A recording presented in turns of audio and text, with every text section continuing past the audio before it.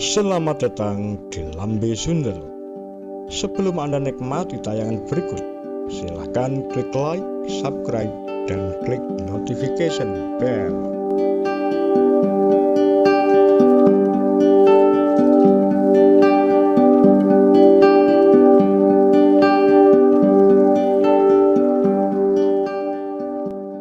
Proyek rutin hantu PKI. Isu kebangkitan PKI telah dibangun secara sistematis sejak Orde Baru, masih digunakan pasca reformasi untuk kepentingan politik. Isu kebangkitan Partai Komunis Indonesia tampaknya tak pernah absen mewarnai perpolitikan Indonesia. Setiap tahun, isu ini dipakai oleh berbagai kalangan untuk berbagai kepentingan. Dan jualan isu ini sejak Orde Baru hingga reformasi masih saja laku. Yang masih hangat misalnya, pada demonstrasi menolak rancangan Undang-Undang Haluan Ideologi Pancasila (RUU HIP), demonstrasi di depan gedung DPR RI yang diwarnai aksi pembakaran bendera PKI dan bendera Partai Demokrasi Indonesia Perjuangan (PDIP), Partai Palu Arit yang telah dilarang sejak 1966 disangkut pautkan dengan munculnya RUU HIP. Sejarawan Lembaga Ilmu Pengetahuan Indonesia LIPI, Asfi Warman Adam menyebut bahwa fenomena ini berkaitan dengan pemilihan presiden 2024 nanti. Asfi menengarai pihak-pihak yang berkepentingan menghidupkan isu komunisme adalah bagian dari rezim Orde Baru. Mereka hendak menjadikan isu komunisme kembali menjadi musuh bersama. Ada beberapa pihak yang dia lihat dengan sengaja, dengan masif, menggoyang masyarakat dengan mengatakan kebangkitan kembali komunisme. Sejak Soeharto mendapuk diri sebagai presiden menggunakan surat perintah 11 Maret, Super Semar, PKI dan ideologi komunisme menjadi yang pertama di bumi hanguskan melalui TAP MPRS nomor 25 tahun 1966. TAP MPRS ini tidak memberi peluang sama sekali bagi ideologi organisasi yang berideologi komunis. Namun tak hanya sampai di situ, perang melawan komunisme kemudian secara bertahap dilancarkan melalui beragam jalan. Dari buku sejarah, film, dan produk kebudayaan lainnya, serta berbagai propaganda yang bersumber dari satu pihak, yakni pemerintahan Orde Baru sendiri. Asfi menyebut isu ini kemudian berkembang dan digunakan rezim untuk memberantas orang-orang yang kritis terhadap pemerintah. Tuduhan komunis pada era Orde Baru menjadi tuduhan yang akan berakibat fatal.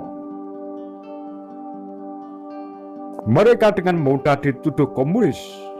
Isu PKI digunakan untuk mengambil tanah dari rakyat atau membeli tanah dengan harga murah.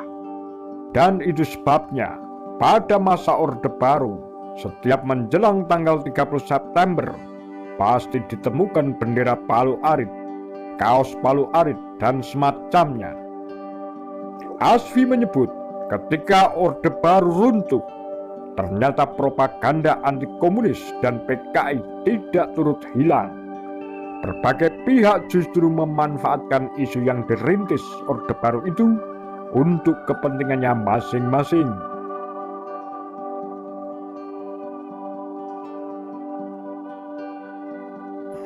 Isu kebangkitan komunisme menjadi proyek rutin aparat keamanan pada masa Orde Baru.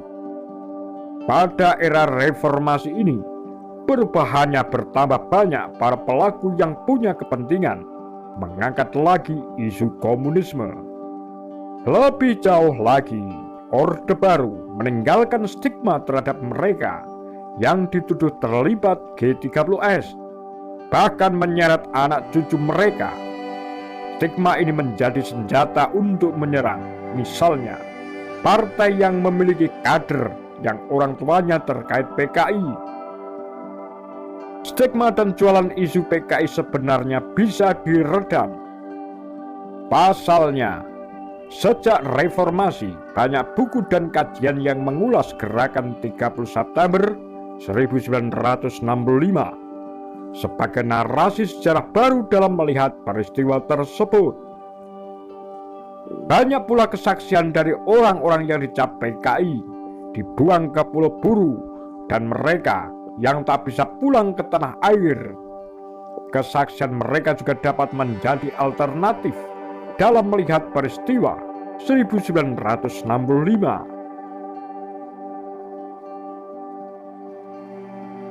Bagaimana pengalaman mereka yang diasingkan, dibuang ke Pulau Buru, itu membuka sejarah baru, membuka pengetahuan orang tentang apa yang sebetulnya terjadi pada masa Orde Baru.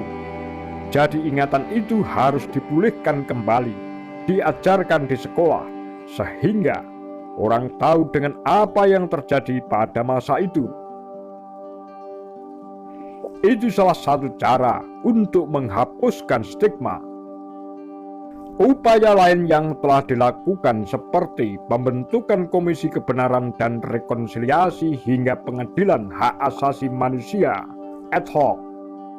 Namun usaha itu harus melewati banyak hambatan. Menurut Asiwarman, persoalan 1965 diselesaikan dari yang mudah dulu, seperti kasus eksil. Seyogianya pemerintah di dalam hal ini, Presiden, mengatakan bahwa hal itu pernah terjadi pada masa lalu. Kalau tidak mau minta maaf, diakui bahwa sudah terjadi kekeliruan pada masa lalu itu. Kalau tidak mau minta maaf, diakui bahwa sudah terjadi kekeliruan pada masa lalu. Orang-orang yang dibuang tanpa proses pengadilan ke Pulau Buru, para penyintas yang belasan tahun di penjara dan melakukan kerja paksa, hendaknya direhabilitasi. Jadi hendaknya pemerintah merehabilitasi mereka. Hal ini akan lebih mudah menyelesaikan masalah daripada penyelesaian pembunuhan massal tahun 1965 yang menyangkut aparat keamanan alat negara, tetapi juga ada masyarakat. Selain itu, untuk menghilangkan stigma, perlu juga mengenalkan generasi muda pada sejarah yang jernih melalui pendekatan sejarah yang berimbang terkait isu 1965.